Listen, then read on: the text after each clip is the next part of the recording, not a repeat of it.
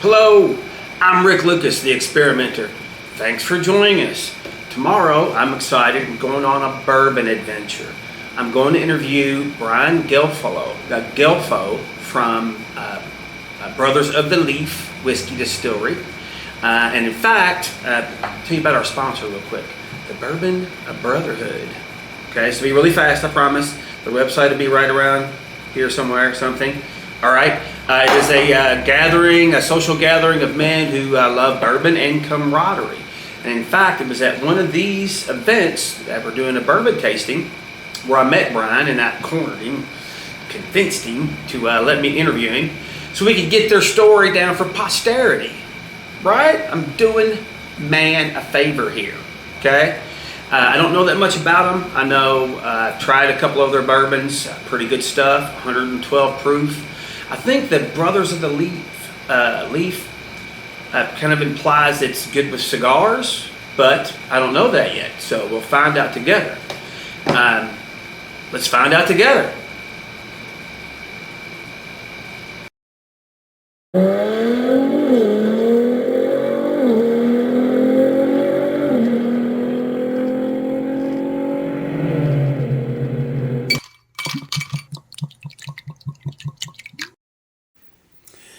Hey, here I am. This is Rick Lucas again. I've asked Brian Gelfo to Gelfo, excellent. He's been nice enough to let me harass him a little bit. I cornered him at a Bourbon Brotherhood. I touched base with him at a Bourbon Brotherhood event, and he was nice enough to put up with me and do this little interview. We are in the middle of the day, so we can't get too serious about bourbons, but we are gonna have a beer. Absolutely. Cheers. Yeah, thank you for your time, sir.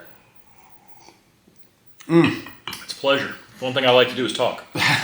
And it's Brian Gelfo. He's the founder of Brothers of the Leaf. Yes. And that's also Saga Spirits Group? Saga Spirits Group owns it, yeah. Okay, so that's your main, entity. Is that the way to put it? Yeah, that's the main entity. Do you want me to go into a little bit of the history? Absolutely. I want to hear. I also want to know that after you get into that, like the Brothers of the Leaf, where does that name come from? I have an idea. Yeah, I'll kind of do the whole thing. Mm-hmm. So I started a company back during COVID, because that's a great time to start a whiskey company, right? Mm-hmm. So I had a friend of mine, Paul Tucker, who owned the Oxmoor Smoke Shop in the Oxmoor Mall for over 45 years. And we went into business and started a company called Broadleaf Whiskey. Bought some barrels and just had them sitting aging. A couple years later, we were offered some other barrels that we could do something with, stuff that was already of age. We decided, hey, we're going to launch a brand. We came up with Brothers of the Leaf. Brothers of the Leaf is a term commonly used with cigar smokers. That's what I thought too. Are the bourbons designed to go with cigars, or are you just making a good bourbon that happens to go with cigars? That was kind of the goal, is to make good bourbons and good rye whiskeys and other things that work well with cigars, where the whiskey's not going to overpower the cigar and the cigar is not going to overpower the whiskey. Nice. But I didn't want to use the term cigar batch. I think that term gets thrown around, and other brands tend to use particular finishes. So I want to make sure, one, I'm never going to use those particular finishes, mm-hmm. and two, you're never going to see the word cigar batch on any of these bottles. Okay. But launched the brand back in September of 22. Sadly, just a couple months after that, Paul passed away from pancreatic cancer. Mm-hmm. And just a lot of stuff was going on in my personal life, different things with family, different things with myself turning 50 years old. Mm-hmm. And I'm having lunch one day with Wes Henderson, who's been a longtime friend, been friend with the Henderson family for years. And he goes, Brian, I think I need to buy your brand and hire you. And he had just started Saga Spirits Group with his 6 sons after purchasing the castle in Versailles, Kentucky. Oh, so, I see. I got a question about that too. Yeah. Okay, so Saga Spirits, you were at a point where maybe it was going to go away. You bump into an old friend with resources. He likes some of your ideas and says, hey, come work for me. I want your brand. That's it. Yeah. I mean, he wanted me to work with the new family brand that came out too. Mm-hmm. True story. You can probably see that over my shoulder as well. Mm-hmm. Mm-hmm. So I focus on both brands. My title with the company is Chief Whiskey Advocate. So I travel around the country right now with Wes as we're launching in a total of 10 states this year throughout the country, and then probably another 9 or 10 states next year. Preaching both Brothers of the Leaf and True Story to see if we can get people on board and buying it. Mm-hmm. That's a fascinating story, and good for Wes. And Wes is he's a little bit of I don't know if this is the right term, a little bit of bourbon royalty in Kentucky. Is that close to correct? That's a great way to look at it. I mean, Wes is second generation in the business. His sons are now third generation. Wes's father created brands like Woodford Reserve and Gentleman Jack with his nearly 40 years at Brown-Forman. Together they created Angel's Envy, which turned into a great brand that pioneered the finished American whiskey category. And then he retired a couple years ago and stayed retired for about 5 minutes. He likes to tell people a couple years, but it was about 5 minutes before his sons came to him and said, Dad, let's do something together. And they came back and started True Story. So he may have been officially retired during that couple of years, but in reality he was going, what am I going to do next? Yeah, anybody that knows Wes knows he can't sit still. He was never going to sit still and just be retired. He always had to do something. He's one of those guys. Got to be getting something done. Always. That's a great thing about. What's that? Make hay while the sun is shining. That's right. You got to keep going. You got to keep moving. Right. Plus he has 6 sons and 9 grandchildren, so he's got a lot going on. Excellent. So we got bourbon royalty with my man Brian Gelfo here, Saga Spirits Group. Now you were a member of the Bourbon Mafia. But yeah, I thought that was fascinating. I just thought I'd ask about it. Yeah, people get a chuckle when they hear the name, but we're a nonprofit group. We're a registered 501c3. We've been around since 2013. We currently have about 48 members in 11 states and 2 in Australia.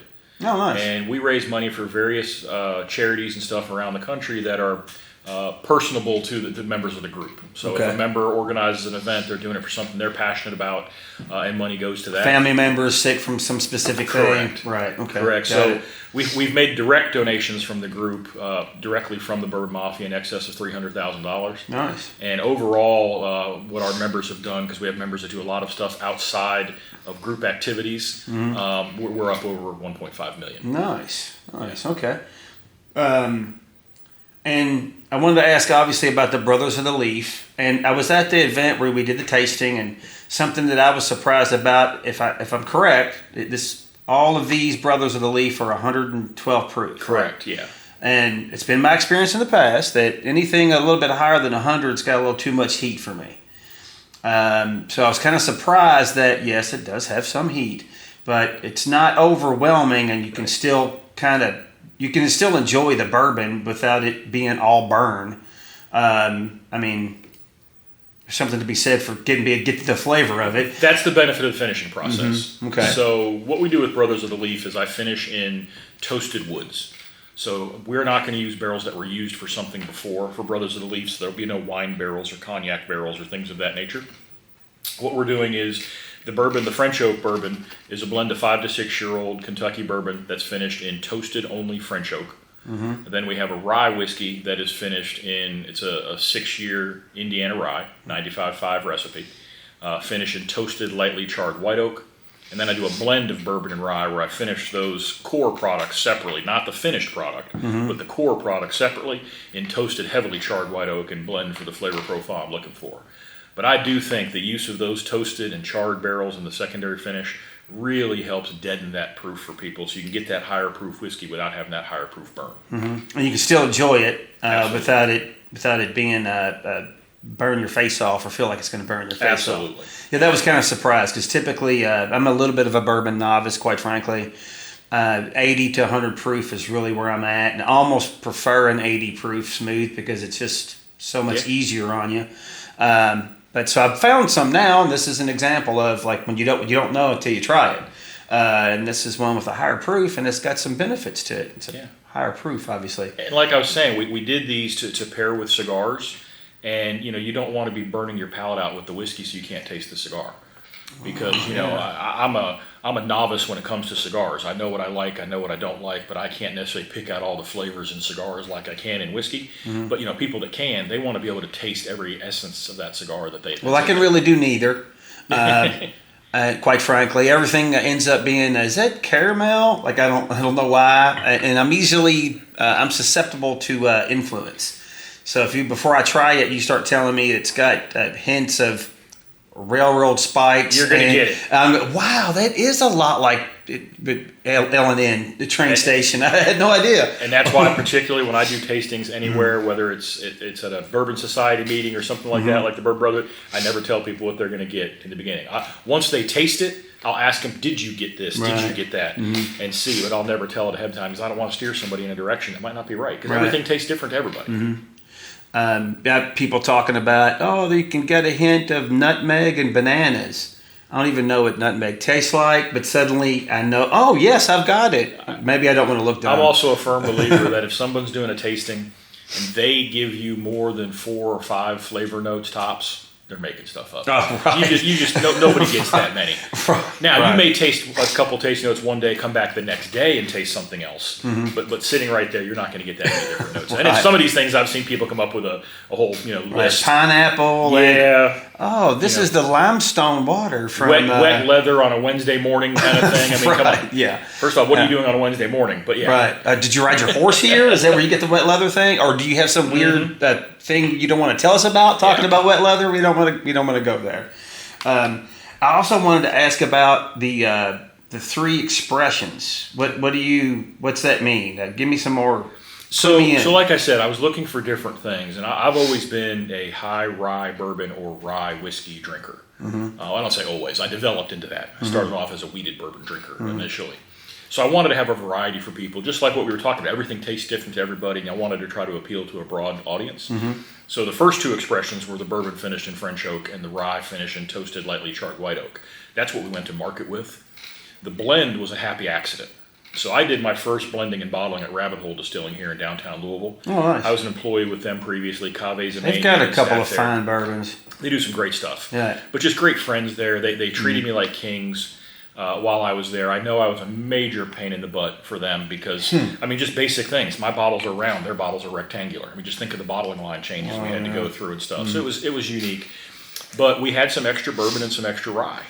And I didn't know what I was going to do with it. It was sitting in a tote. I had to get it out of there. So I bought one of their barrels, and they used toasted number 3 char barrels, and I put the bourbon and rye in there, and it was roughly 50-50, and started aging it, started tasting it. I was like, this is really good. Wow. After it sat in there for a while, it was like, okay, it's time to bottle stuff. I'm going to bottle that, pay the taxes on it, and bring it home. I just had this bourbon rye blend that I wanted to do something with. A boo rye, if you will. Now, I can't put boo rye in the bottle thanks to High West trademarking the term boo rye. But I gave it out to friends and drank it, and I think I have a few cases of that original blend left. And then after the acquisition by Saga Spirits and working with the Henderson family, Kyle Henderson and I were sitting there talking. He's like, you need to reproduce that, right? So we decided to reproduce the blend. And that we do, like I said, it's bourbon finished separately and rye finished separately and toasted heavily charred white oak, and we blend for a certain flavor profile. The great thing is nothing goes into a Brothers Leaf bottle until I say it's ready. So I still have final say on all the blends and all the mixtures for the actual blend too, to make sure we're getting what we want. And kind of a sideline. We're going to go back to getting back on track, but you said something about taxes. I don't think anybody else knows this, but when you make a barrel, obviously correct me if I'm wrong, you would know better than me, but you do a barrel of bourbon or whiskey, you have to pay the taxes up front. Whiskey, American whiskey, it adds more risk. The most taxed spirit in the world. Really? So when you produce it, put it in a barrel, you pay taxes on the barrels that are sitting and aging. While they're aging, you're paying taxes. You can pay them quarterly. I think they're collecting them quarterly, but they're actually charged monthly. Collect them quarterly, but you're paying a tax on every single barrel you have aging. Hypothetically, you stick a barrel in a warehouse and it springs a leak. They don't necessarily see all this stuff, especially if you're using a palletized warehouse somewhere. That barrel could be empty for years, and you're paying taxes on it. Oh, wow. Then when you bottle it, before you can remove it, you have to pay a federal excise tax on it. And then some states, like Kentucky, it goes to the distributor. The distributor pays a tax on it. And then when the consumer buys it, they pay tax on it. And it's pretty crazy. Everywhere down the line. Everywhere down the line. So that adds to the risk of making bourbon. Sure. Because not only do you have all this time, effort, and resources, money, time, energy, into making this great bourbon, you're also pulling out of your pocket to pay the taxes for it with no real idea if you're going to make anything off of it. I mean, besides the I guess that satisfaction of having a great bourbon. Absolutely. Right. I mean, but there is a money-making, monetary part of it. I mean, if you're going to make it just for yourself, it'd be in your basement somewhere in your own house. You're not going to go through all these steps. I think more people need to know that and see, because you hear the retail market sometimes. You hear the bourbon guys will talk about the secondary market. I guess would be a better. You try to get a Blanton's or whatever, and it's $180. Yeah. Well, it retails at 90 or something like that. For example, I think those numbers are correct. Yeah, it's close. Sure. I'll be transparent. When I started the brand, I had done work with Rabbit Hole and other brands, Maker's Mark and stuff like that over the years, just as a side gig, just little stuff. And I thought I knew everything I needed to know. And in launching a brand, a big catalyst for this was my wife, Erin, who literally told me it's time to shit or get off the pot when I wanted to do this, because she said, you've been talking about doing this for over 20 years, it's time to go ahead and do it. She told me that when I started the brand, and she told me that when I sold it to the Henderson family. Both times she was right. It was time for me to do that, so I did it. But when I was going to start the brand, I thought I knew everything I needed to know about launching a brand, because I had worked for brands for years. I quickly learned I didn't know jack. If it had not have been for Wes Henderson and Kyle Henderson and Kaveh Zamanian and Bill and Rob Samuels and others in the industry who gave me all the advice and help that I needed, I'd have been lost. Like the taxes, like everything else. I just had no clue. All valuable experience. Oh, 100%. 100%. It's good to have friends. Well, I didn't. I'm glad we clarified that. I think more people need to know that. But see, this is a learning experience. That's a reason for you to subscribe to this channel. We did you a favor now. There you go. Education. Education. If you want to make a little money in the bourbon industry, start with a lot. If you want to, what's that old saying? If you want to make $1 million in the bourbon industry, spend $2 million. Yeah, pretty much. Yeah, something like that. Okay, nice. Okay, so let's go back. We got that learning experience done. The three expressions, and what are the three expressions? We've got So the bourbon finish and toasted French oak, and that is a 5 to 6 year old Kentucky bourbon. The rye whiskey is a 6-year-old Indiana rye, and then the blend is a blend of those products. I think I remember the Indiana rye the most. If I remember it, that means I liked it. That's the one that shocks most people, because a lot of people say they don't like rye whiskey. So when I'm doing tastings and things like in stores, I'll pour that for someone first, because it's not the rye whiskey they're used to getting. It's definitely sweeter up front, still finishes a little bit of that rye spice on the palate, but it's a great product. I think pretty sure I caught like 7 different notes in there. That one, a lot of people get a lot out of. That and the blend. The blend, just, if I don't tell people what it is ahead of time, nobody would ever guess what it is. Right. I didn't catch 7 notes. I just thought I liked it. Yeah. I just know what I like, and I know how I like it, and I just roll with it. And that's how most people are. They know what they like, and they like what they know. I don't like the bourbon snobs that tell you have to have it like this. I'll try it like that. Okay, that was good, but let's go back to my way or whatever. However I like to do it. But I didn't really see a whole lot on your website or the Facebook page. About like the 3 expressions. We've kind of touched base on that. We kind of know how you started. What have been some other challenges for you as you've moved along here? Well, when I was just doing this on my own, obviously getting distribution was difficult, and none of the big distributors were going to look at me. Now being part of the Saga Spirits group, we are able to go ahead and get distribution. We have a nationwide contract with Southern Glacier Wine and Spirits. Nice. So we're launching with them, and eventually it'll be 45 states, I think it is. Oh, nice. There's a couple states where they don't have distribution, so we're going with somebody else. But that's really helped out quite a bit. That's the big hurdle. And obviously, now what I was able to do, being with a bigger company and a bigger organization that has more buying power, I actually lowered my retail price. When I was doing this on my own, my MSRP was $89.99. And since we were able to bring down the cost of goods, everything from bottles to labels and things of that nature, I was able to bring it down to $79.99, which is a much more appealing price point for a lot of people. It keeps it more affordable. This is not going to be somebody's everyday drinker kind of thing, as much as I would love it to be, but I'm realistic. You're also not going to go to a lot of bars and order this in a cocktail, because they'll charge you $30 for a cocktail. But it's something you can really enjoy, sitting around, and it's the same kind of thing. Once I got involved with True Story, and we can talk as much about that as you want as well. We have a portfolio of products to offer people now. Everything from great whiskeys that are great on their own or in a cocktail, to something like this that's meant to be drank for the most part neat on the rocks. What you're doing. It's not a shooter, of course, but it's meant to be enjoyed. Right. Well, I like having it in the little Glencairn. Thanks for got me some swag. I was quick to ask for it. Gotta have it. But And I I like in a little bit of like a Glencairn glass like that. I think it's what you call it, Yep. right? And just kind of sip it a little bit. You can kind of sit and enjoy it. That's the way to have it, I think.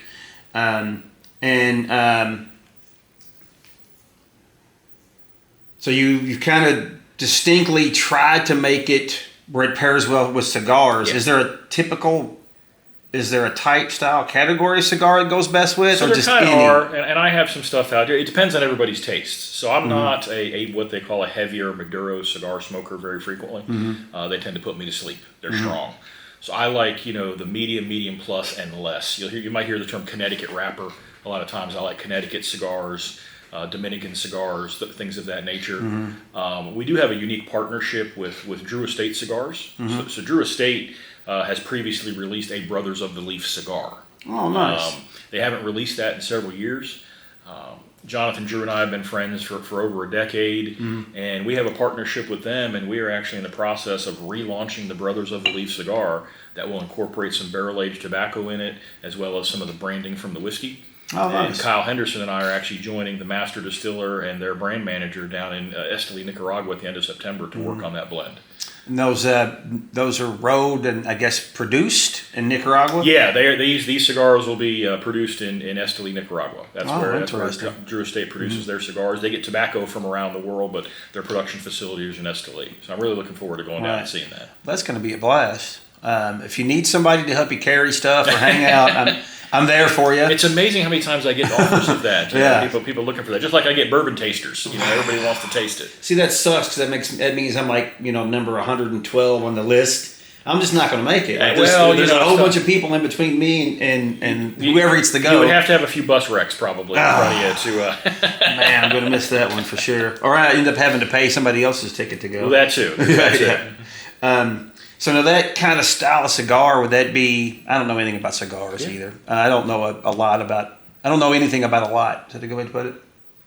I know I've kind of found a couple cigars. I don't even know the brand, but was at a market day thing one time and talked to a guy selling cigars, and it's like I don't know anything about them. Something mild, like these are pretty good. I can enjoy that. I mean, is that a good way to describe it? Does it do well with like a mild? Yeah, so subtle cigar, is that a term? Depends on what people are looking for. I do say the bourbon and French oak gets a little spicier and heavier than the other two expressions. Okay. So that tends to pair well with the heavier cigars, even the Maduros and things of that nature. What we call medium plus or Maduro, those are the darker cigars. The other two expressions pair very well with a whole assortment of things from light cigars, even some of the flavored cigars that people are doing things with, coffee notes to them and things of that nature. To just like I said, a Connecticut wrapper, like an Undercrown Shade from Drew Estate is one of my favorite cigars, and it's a medium cigar, and it's just wonderful. And having that with the rye whiskey or the blend is just fantastic. Are you sitting around dipping the end of the cigar in there with a monocle in your eye? I don't actually do that. There are people that do it. I've seen some. The people monocle do is, a can that you don't need, but it's got a big fancy handle on it. There are some people that do some interesting stuff with the cigars. I'm telling you, it's the cigar culture is very unique. It's really a lifestyle for a lot of people, and it attracts all walks of life. Everywhere from the common factory worker to the executive. There are cigar fans. So there are cigars ranging from $3, $4, $5 per stick to $20, $30, $40, $50 and more per stick. Now, me personally, I have a hard time lighting something on fire that costs $50. I would agree. Burning it, but then people would say, well, I also have a hard time buying an $80 bottle of whiskey and drinking it. So there's a balance. You go through it. Now, it's all about where the value is for you. Yeah, at least with the $80 bottle of whiskey, I'm not getting one drink out of it. I'm getting many. Not like a cigar, you're getting one shot at it pretty much. And you can take the $80 bottle of bourbon, Brothers of the Leaf, and you can share it. Absolutely. If you spent $50 on a cigar, that's kind of your cigar. It's your cigar. That is your cigar, especially since all the COVID things going on. There's no sharing of cigars. My wife, I might let her take a puff. Not that she would really want it, but other than that, there's not a whole lot of that. Exactly. And we talk Brothers of the Leaf. We're not sharing the other leaf. This is a cigar. I do not discriminate against whatever kind of leaf people like. If they want to smoke another kind of leaf, that's up to them. That's all. They can share that one if they want. That's a different kind of animal. I hear you. The Drew Estate cigars, that's fascinating. You guys have got quite it's fun. There's a lot going on. You said something earlier before we started, and I think it's fascinating. And I wanted to hear about True Story also. and the Kentucky Castle. I guess an interesting detail is True Story by Wesley Henderson, and just you guys have come together on that, or is that also something that you came up with? So this is not something. True Story is not something I came up with. So this is the evolution of the Hendersons' American whiskey legacy. Like I mentioned earlier, you had Lincoln with Woodford Reserve and Gentleman Jack and others, and then you had Wes with Angel's Envy. And now he's doing this with his 6 boys. He's got 6 boys ranging in age right now, I think from 21 to 35. Is this them up there? Yeah, you might be able to see them in the picture behind me. I don't know how much is in the frame. I'm going to move it up there real quick so no you can problem. kind of see it.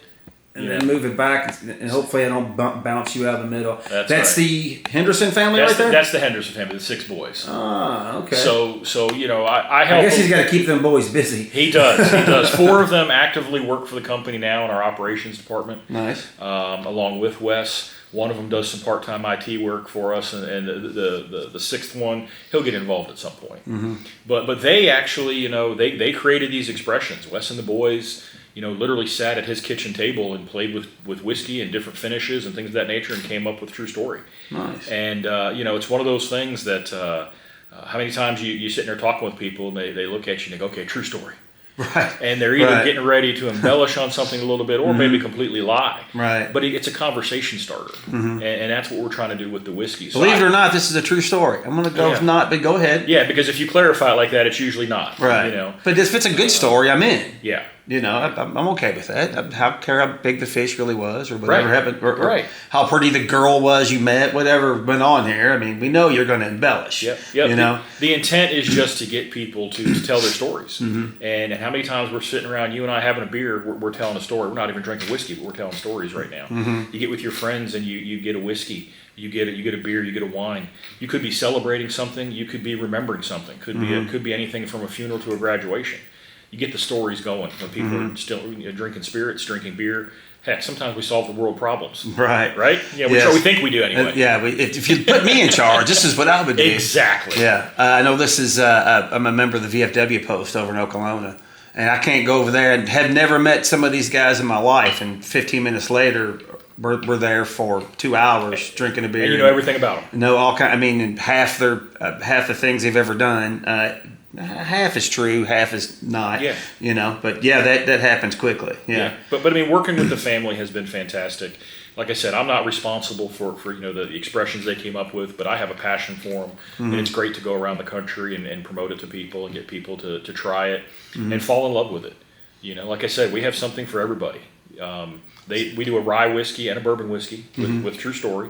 You read my mind. Yeah, the bourbon, as you can see, if you can see those bottles, there's a black bottle and a white bottle. So the bourbon's in the solid black bottle. Right. It's a Kentucky bourbon finished in white muscatel casks, which is a fortified dessert wine from the Portugal region.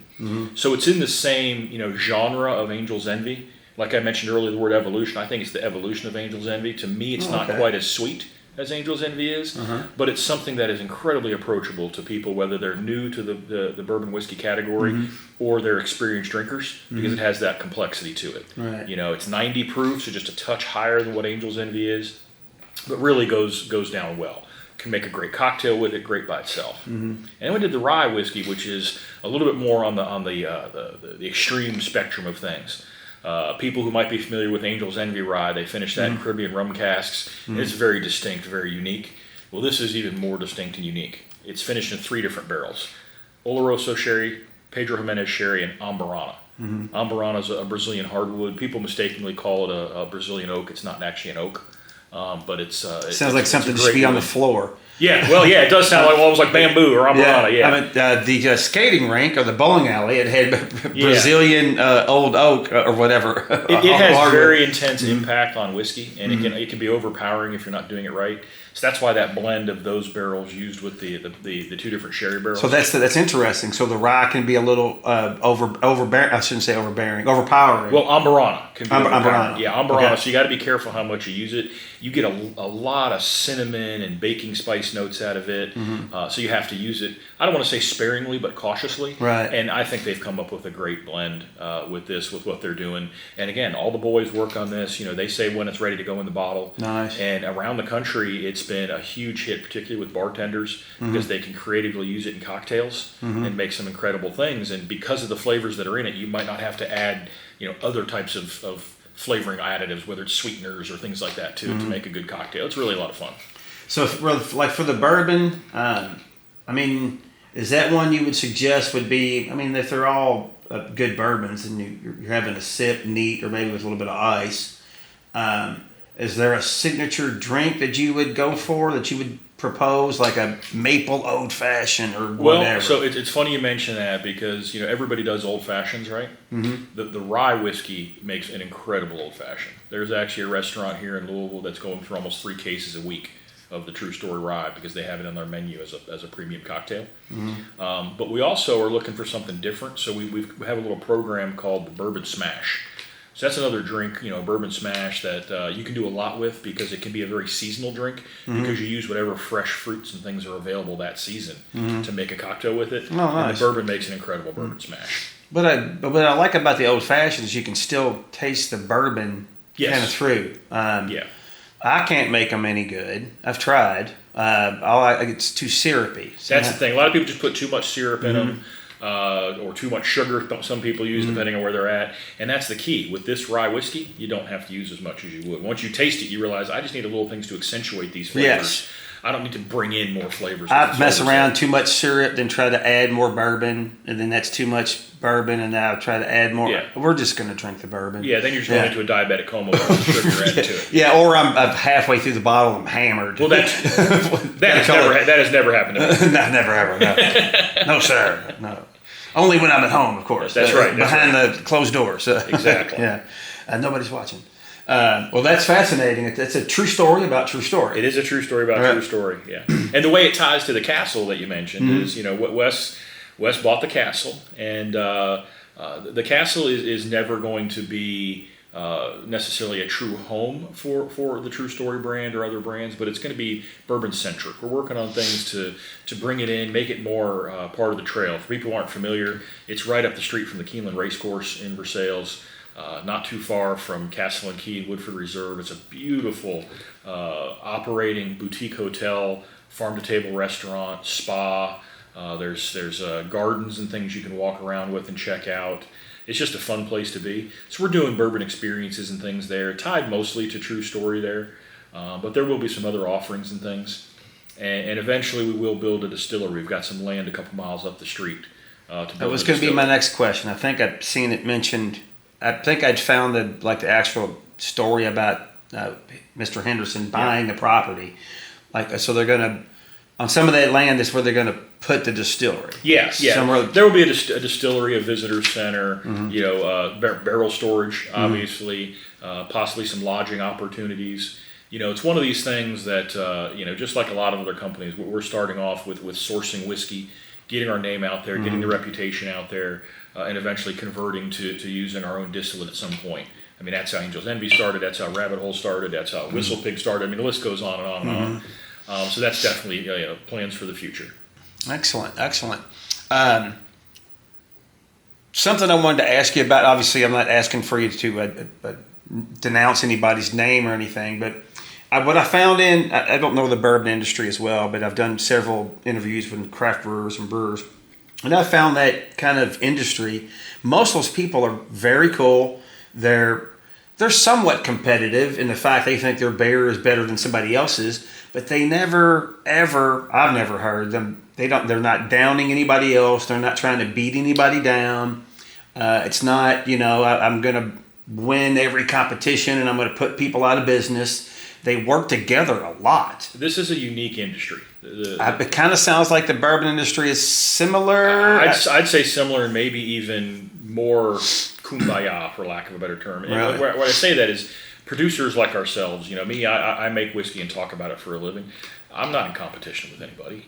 I will never bash somebody else's whiskey because they put their time and money and effort into it. It's uncouth, number one. Yeah, but they're putting something in the bottle that even if I don't like it, doesn't mean somebody else doesn't Right, like it. yeah. It's that kind of thing. But I use this And that's example. okay to not like whatever this kind of beer is. 100%. Right, that's okay. There's a reason there's hundreds of choices out there. Right, right. As long, I'm not going to take it personal if you don't like my bourbon, but if you bash it and say it's unprofessional or whatever, denouncement, whatever repudiation you throw down on it, that's different. But if you just go, well, that's not my thing, okay, fine. I like to use a couple of examples. When Bullet opened their distillery in Shelbyville, when Angel's Envy opened their distillery in downtown Louisville, they both did Friends and Families Night and invited not only their close personal friends and family, but people from other distilleries to come and check things out, to see what the operations look like, to see what the distillery look like. When Coke opens a new plant, they don't invite Pepsi to come take a look at it. That just doesn't happen. No, the bourbon industry is very different. RC's not showing up. No, not at all. They're trying to put RC out of business. Exactly. Yeah, exactly. And for us, it's just, again, you've heard in the past, you may have heard about the fire at Heaven Hill back in the 90s, and all the distilleries banded together and got them whiskey to help keep their brands going. I mean, it's that kind of thing that it's a almost incestuous kind of industry. There's friends and family working at all different distilleries and going back and forth, and it's really great. It's really a big family. See, that's heartening. And I think that adds to the possibilities of so many different options for bourbon. Because if you just have everybody's trying to cut everybody's throat, you end up with one or two, and then you only get one or two. They may be great bourbons, but you only got one or two options. Yeah. In reality, now I don't even know how many there may be. There's more than I can keep up with. I know that. There's and I'm 20 constantly new ones a day. Yeah, and I'm constantly getting introduced to something new. Quite frankly, Brian, I had not heard of Brothers of the Leaf until I went to the event with the Bourbon Hood, the Bourbon Brotherhood.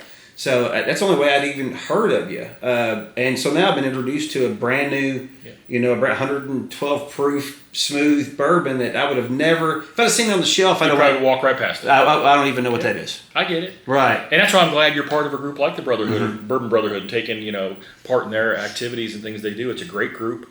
They get a very diverse group of people in there. They do some fun events. I like when they do the events out at the airfield, things like that. Those are always fun. But yeah, I mean, that's the key, and that's why you'll see us, doing tastings in stores and stuff like that for both brands, because you'll hear this term a lot, liquid to lips. You got to get liquid to lips, get people to try stuff. It's the only way they're going to like it. Yeah. If somebody looks at this bottle and goes, that bottle looks neat, they might buy it because they think it looks neat, but if they don't know a backstory or anything, they might not. Right. A pretty bottle sells it once. What's inside gets people buying it. I mean, yes, that's true, but also there's 14 different options, and I've tried 3 of these. Right. And I know I like that one. So now you're not on the list. You're not even on the list to be Brothers of the Who, and they've moved on down. They may try something new because they've heard of it, Yep. I had to walk past and thought, Brothers of the Leaf, are they smoking pot? What's going on? That's probably not for me, know. Maybe not. I don't know. But I might have walked over to the Whistle Pig and went, I know I like this. Right, exactly. Or the Rabbit Hole. I know I like this one. Yep. Depending on how many I have at home at the Absolutely. If I'm getting low, then I'm going to go for what I know. If I've got plenty, I might get something different, just to fill it out. My wife would have chuckled, Aaron. She would have chuckled at just hearing what you just said, because she refers to our house as the liquor store. I have more whiskey in my house than a lot of liquor stores here in town do. Right. So you're not ashamed about that at all. No shame. No shame at all. No shame at all. Take your pick. Which one do you want to try? Pretty much. Can you get the one that's low over there, so I can get rid of a bottle? Maybe. That's funny. That's actually the case a lot of time. Like, I got so many bottles open. Can we finish something first? Right. That's a good question, and I think I've read this somewhere. Now, if it's sealed, it's just going to get better. Is that correct? No, not better. So bourbon doesn't age once it's bottled. Not like wine. Not like wine ages and perfects in a bottle, and even beer to some extent can get better while it's in a bottle. Okay. Bourbon pretty much stays the same. Now, will there be slight changes? Yes, but I wouldn't use the term better. Okay. There could be some slight changes, and even once you open it, you can have an open bottle for years and years and years, and you might get a little bit of different flavor from oxidation or things of that nature from the air levels in the bottle, but you shouldn't see a significant change. So we've seen on TV, someone goes, "Oh, this is this shipwreck was found with a $400 400-year-old bottles of wine." Right. People are spending crazy money for them, thinking it's going to be even better. I'm assuming. I don't know. This is not. It's 400 years from now. If it's still in that bottle, it's going to be as good as it is today. Then. Should be. Right. And there are factors. As long as the seal doesn't. Right. As long as it's sealed, as long as it 120 degrees for 6 months. Exactly. The Heat temperatures, and a big thing is now we use a synthetic cork in this. A lot of brands still use traditional real cork. Mm-hmm. Well, if you store a bottle on its side like that, which you have to do with wine, you don't want to do that with whiskey. Okay. Because the high proof eats away at the cork, and you get the term that we call cork taint, and it'll actually taint the whiskey, and it just will. Really? Yeah. Okay. Yeah. So there's another lesson for you folks: never store a bottle of bourbon on its side. At least not for long. You can get away with it if it's a bottle that uses a screw top. Mm-hmm. or a synthetic cork, but you're better off just leaving them standing up as long as you can. Yeah, if you're on the way home from the store, that's going to be fine. Right. Yeah. I'm talking long term. I'm talking years and stuff like that. You don't want to store it on its side. Yeah, you don't have to drive home with it in your left hand. While you're driving with your right hand, make sure it stays straight up. Police officers don't really like to see that. They won't understand. No, I swear it's not open, sir. Right. He's not going to understand. So the Kentucky Castle, they're going to turn that to a bed and breakfast? Well, it is. It's an active it is already hotel. There. Right. Yeah, you can go there. You could go there, tonight and have dinner if you want. Go in. It's farm to table restaurant. Great. Seasonal menu. They change it out. A lot of the herbs and stuff they use are grown right there on the property. A lot of the vegetables and stuff they use are grown right there on the property. It's really an interesting place. It's a beautiful piece of Kentucky. Oh yeah, I drove past it 500 times, if not more. I drove past it for years. I lived in Lexington for a while, saw it all the time, never stepped into it until I was part of this group. And now I love going there and visiting. I have friends that joke and they ask if my office is there. I'm like, my office is not at the castle. I'm working on that. I'm working on getting a corner somewhere right by the they would probably stick me in one of the horse stalls. One of the horse stalls. You're going to the dungeon. Well, wow, that's fascinating.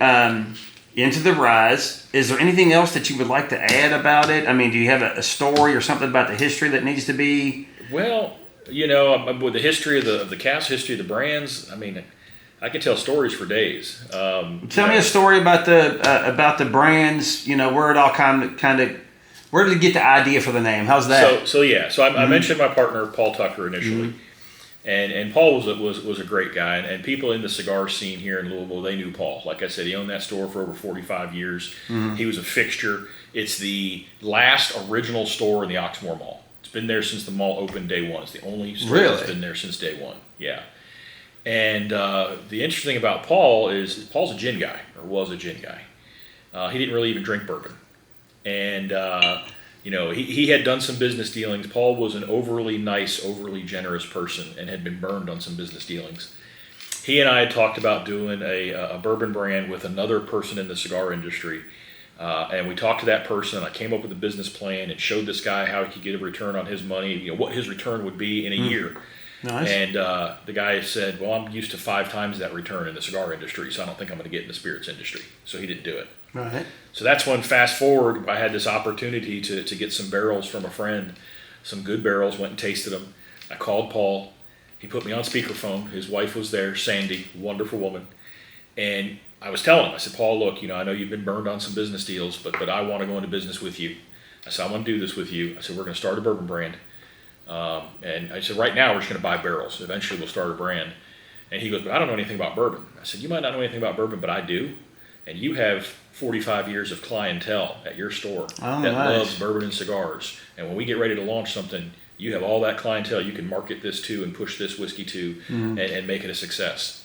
And I didn't know at the time. Just the fact of his business acumen and experience. Absolutely. Right. Whether it's about bourbon or business cards. Exactly. And what I didn't know at the time was his wife was actually in the background shaking her head yes. Oh, nice. Saying go ahead and do it. Now, he made it sound like, I have to talk to her, I'll get back with you. Of course. Hung up the phone and called me back 5 minutes later and said he was in. So I think, my wife who had told me, Aaron said shit or get off the pot to do that. She probably did the same thing. She was a little nervous when all of a sudden we had to cut the check. Right. But it worked out. I mean, it's just, it was great. And sadly, like I said, he got pancreatic cancer, and I transferred, we transferred his ownership share to his wife. And as she signed the paper, she looks and she goes, well, now you have a partner that knows even less about whiskey than your last one. Oh, wow. But she's a great woman. It's been good. She's been happy with what's gone on with the acquisition from Saga Spirits and everything. So it's just fun to be able to do that kind of thing. And eventually, there will be a little limited release comes out in Paul's honor. I have some of our original barrels stashed away. I'm waiting for the right time and the right expression, and you'll see a little special release to honor J. Paul Tucker. Nice. That'll be fine. Yeah. So when you buy the barrels, so you tasting it and going, I'll take this one, and then I'm gonna hold it for 5 years. It's usually not a per barrel tasting. I mean, there are some on a smaller scale, but you sort of taste things from a batch when you're looking to buy. And you get those barrels. It depends on what you want to do. Some of them, depending on the age of them, we take them directly in and go ahead and start doing. So they may already be aged. Correct. 8 years or something. Whatever the number. Like the stuff that we bought for this was already between 5 and 6 years old. Okay. So we were able to use it right away. Okay. All right. Where we have other stuff that's younger that's aging. And then you're taking that and you're putting your touch on it. You're putting this is going to go to my barrels. We're going to put it in the finished and toasted French oak cask. Yep. And then we're going to finish it to my standard. Correct. And then we're going to bottle it under Brothers of the Leaf. Absolutely. Wow. And we do the same thing with True Story as well. Same kind of thing. It's really? It's the same process of getting that whiskey and then putting it in the finish. The bourbon industry is so much more complicated than I ever would have been. It's not as easy as just getting whiskey. I thought you got some wheat and some mash or something and put it in a barrel for 8 years, and then when it was aged, it's a specific time, you poured it in bottles and threw a label on it. And some of it is that way. Yeah. I mean, some of the larger producers, they know exactly how things are aging in their warehouse, and they know when it gets to a certain age in a certain location, they can just bottle it. Mm-hmm. But myself starting out, I wasn't going to take somebody else's whiskey and just put it in a bottle with my name on it. I had to put my touch on it. That's where the finishing came in. Absolutely, right. Yeah. Got to put your touch on it. Absolutely. Right, excellent. Paul Tucker's your cigar guy. This bourbon industry is way more complicated than I ever would have thought. The taxes is something that I had no idea about. Brutal. That's brutal. I mean, it might be why there's been a couple of, Luca Mariano, one of my favorites, is struggling right now because of, I wonder what kind of percentage of their problems are because of taxes. That could be part of it, and there's 12% of their issues, or I don't know, whatever it is. There's a lot of different factors. I don't know how you quantify it. With the influx of new brands and things of that nature, and people's spending habits and people's drinking habits. People aren't drinking as much as they were during COVID. Mm-hmm. COVID really was kind of an anomaly, and it really spiked a lot of numbers. A lot of people were just home more and drinking more for various reasons. And some of the producers maybe overreacted that, overproduced, and now we're seeing the effects of that. So I think what we're going to see is just sort of a market adjustment. Mm-hmm. But there's nothing wrong with that. Nothing wrong with that. But I tell people all the time, even in a recession, there are 3 things that sales usually remain pretty steady. Funeral homes. Well, that might even go up. Yeah. But alcohol, tobacco, and lottery tickets are 3 things that even during a recession, sales are always good. Wow. Alcohol and cigarettes, calm people down, help them deal with things, and they buy those lottery tickets thinking it's going to get them out of a hole. And they're, instead of going out to a restaurant and dropping $60 or $80 on dinner, they've got their $60, $80 bottle, and they make their own dinner and have a couple of pops. And there's no problem with that. Nothing at all. Those people tend to drink the bottles a little quicker, so please, I need more people to do that so they buy 2. Gotcha. Where is the best place to kind of find out? We're going to put your website on here, obviously. What is your website? What's the best way to find your... Yeah, so it is BOTL Whiskey, WHISKEY.com, spelled out. Brothers of the Leaf, BOTL, whiskey.com. Mm-hmm. And then True Story whiskey.com altogether is the one for True Story. At both of those sites, people can purchase bottles and have them shipped to them if they're in, I think it's about 41 of the 50 states. It tells you on there which states we can't ship to, and I can never remember off the top of my head. I bet it's California, New York, but anyway. Yeah, there's a few out there we can't ship to. But also, we're available in 10 states now, and if I try to list them now, I'll miss them. But, obviously around here, Kentucky, Indiana. Go to the website to find out. Yeah, you can see where we're at there. Mm-hmm. And, that's the goal is to just grow these brands and, heck, make them a household name. Absolutely. That would be nice. Absolutely.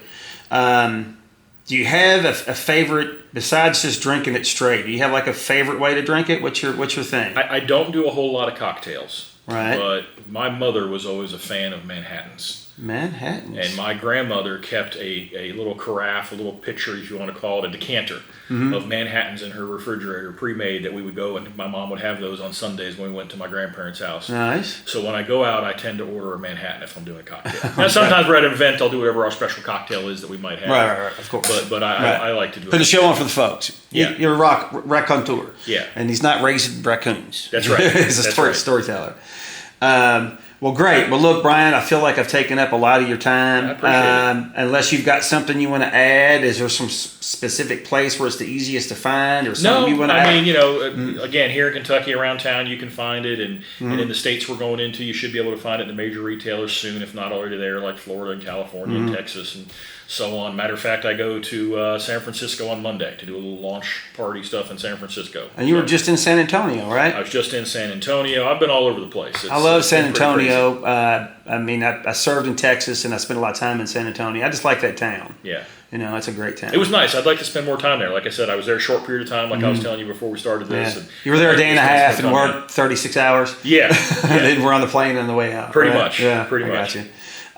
Next time you're there, let me know. I'll meet you down there. I'll show you around. That sounds great. I appreciate it. Excellent. Well, I appreciate your time, Brian, and look forward. Go to his website and check it out, and be sure to like and subscribe, please. Thank you all.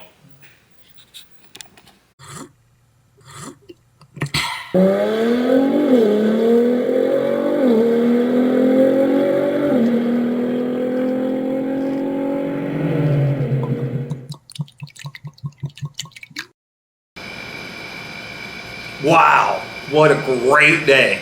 Just came from my interview with Brian Gelfo from Brothers of the Leaf. I'm having a touch of the true story. I actually went to the liquor store to get a bottle of Brothers of the Leaf, but they were sold out. I wonder why. But this is the true story, right? The Henderson family. And this is 100 proof. This thing's got legs. That's really nice. I got me some cool swag. And oh, let me tell you this real quick. Our sponsor, the Bourbon Brotherhood. Website will be somewhere in the description for sure. And it's an organization, Bourbon Brotherhood. They put on events and have bourbon tastings, and then the proceeds are donated to homeless causes here in Louisville, Kentucky. So good organization, check them out. But anyway, I got me some great swag. Look at my super cool hat. And I got a pretty cool shirt there, right? I don't even know what's on the back. But anyway, and one of these, right? And this is how I like to drink it, with maybe a little bit of ice. That's the way I like it. I don't care what anybody else says, but that's pretty good. But we learned a whole lot. I'd like to thank Brian for giving me his time. He was very patient. We had a great conversation. I learned about stuff like I didn't realize, taxes. How much of a kind of a burden that is on the bourbon industry. They're paying taxes on barrels of bourbon that while it just sits there, while it ages. It's a very complicated mess. But we learned a lot. Brian was great. If you felt like you learned something, be sure to give me a like, give me a follow. I could use the help. I'm just a big nobody trying to be somebody. So thanks for playing.